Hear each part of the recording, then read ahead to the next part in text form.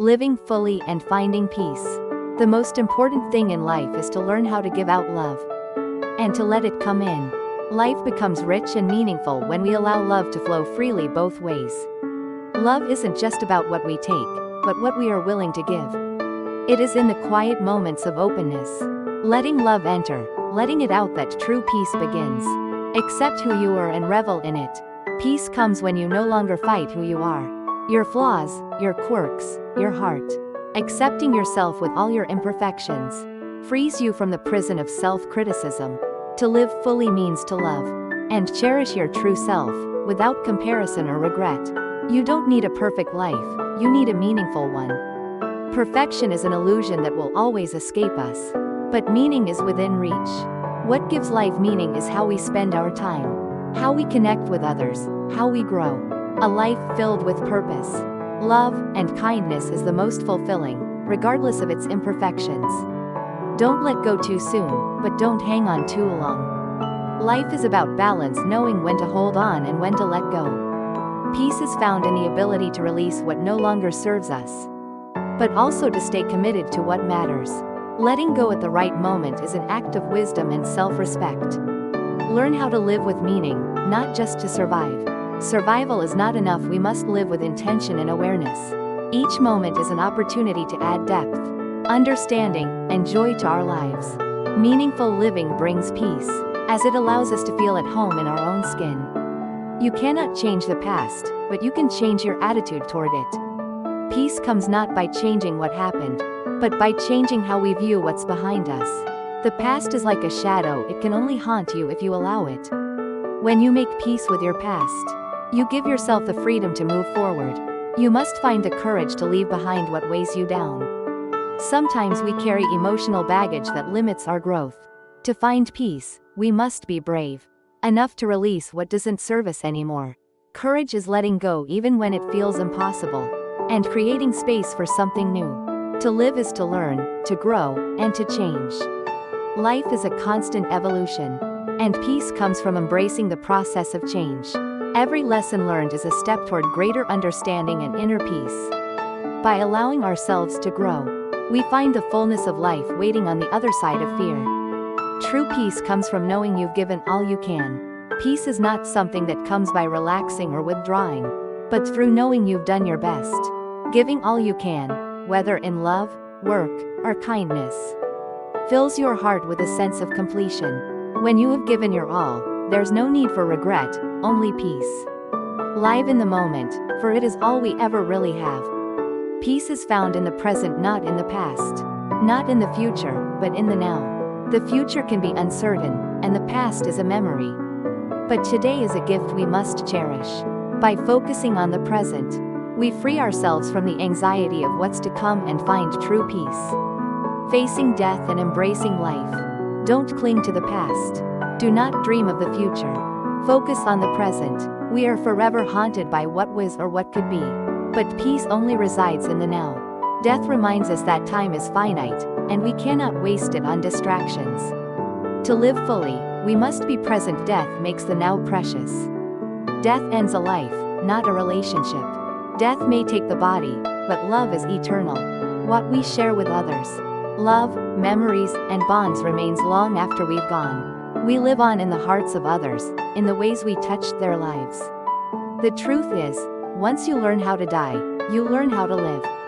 Knowing that death is inevitable helps us appreciate the beauty of living. Death teaches us to stop wasting time on trivial things and focus on what really matters. When we live with the awareness of death, we live with more intention, more love, more urgency. The most important thing in life is to learn how to give out love and to let it come in. Love transcends time and even death. To love is to transcend. It's the one thing that connects us beyond life and death. When we give love freely, we live fully and leave a legacy that outlasts us. You have to be strong enough to say, if the culture doesn't work, don't buy it. Death reminds us that we are not here forever, so we must live authentically. The societal pressures around us don't define us the way we choose to live and love does. To embrace life is to reject the noise that tries to tell us who we should be. To die is to be a part of the world forever. Death connects us to the larger cycle of life. When we die, we become part of the earth, the sky, the wind, part of the eternal story. Embracing death is embracing our place in the infinite. Every moment you live is a moment you can learn from. Death gives us a clear perspective on time. There's no time to waste. Every experience is an opportunity to learn, to grow, to love. In this awareness, we make each moment count. It's not about how long you live, but how well you live. Quality over quantity. The way we live is what defines us. A life lived with love, purpose, and authenticity is what truly matters. We are remembered not by the years, but by how we touched the hearts of others. The idea of death, once you accept it, becomes an invitation to live more fully. Death is not an enemy, it's a teacher. When we accept it, we stop fearing life and begin living with freedom and passion. Every day becomes an opportunity to embrace life completely, knowing it is precious and fleeting. If you are not living fully, you are already dead. Living fully means embracing all of life, the highs, the lows, the joy, the sorrow. To live in fear or regret is to miss the point of being alive. Life is for living, no holds barred, no reservations. The importance of connection and humanity. The way you get meaning into your life is to devote yourself to loving others. Our lives only gain meaning when we are connected to others, sharing love and care. Meaning doesn't come from material success, but from how we nurture the people around us. Love is the thread that connects all of us. Without it, we are adrift. You cannot be truly alone if you are part of a larger human experience. Even in solitude, we are never truly alone. The human experience ties us together, no matter how isolated we feel. Connection is both spiritual and emotional, and it lives on even when we can't see it. The best way to find peace is to give it to others. We find peace by creating it, and it starts with others. Offering peace through understanding, kindness, and empathy brings it back to you in abundance. Only when we offer peace can we truly experience it. When you're in a relationship, it's never just the two of you. Relationships are reflections of the world around us. Every interaction you have with others shapes the way you relate to each other. We are all connected, and our relationships mirror the connection we have with humanity. We are all in this together. The most profound truth is that we are not alone. Our shared humanity is a thread that runs through everything, and it connects us across time and space. To truly live is to understand that we are part of a greater story. If you know someone's story, you understand their actions better. Compassion is born from understanding. When you know someone's struggles, dreams, and pain, you see the world through their eyes. This deeper understanding creates bonds of compassion and connection. You have to love yourself before you can love others. The foundation of all connection begins with self-love. If we are not kind to ourselves, we cannot extend kindness to others. Loving ourselves creates the space for love to flow outward. The way to live is to make a difference in the lives of others. Meaning is found in service to others. Helping, listening, and caring for others is the highest form of living. When we help others grow, we grow too. A meaningful life is one filled with connection and contribution. MORRIE loved the peace and Youngs. Yes, MORRIE truly embodied love, peace, and connection with others.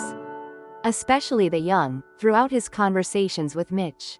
His wisdom was not just about abstract ideas, but how to live a deeply connected life, one that values human relationships, emotional depth, and the joy of giving love and care. MORRIE's approach to life, even in the face of death, was an example of true peace. He enjoyed his lives and thoughts with Mitch, and through him, the readers how to slow down, appreciate the small moments, and understand that life is about the relationships we build and the love we share. He didn't just talk about peace, he lived it.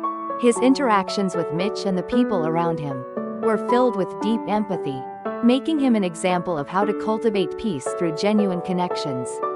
Do you feel inspired by MORRIE's wisdom? Would you like to explore more of his thoughts, or dive deeper into any specific aspect of his life lessons? Open the book, Tuesdays with MORRIE, by The Album.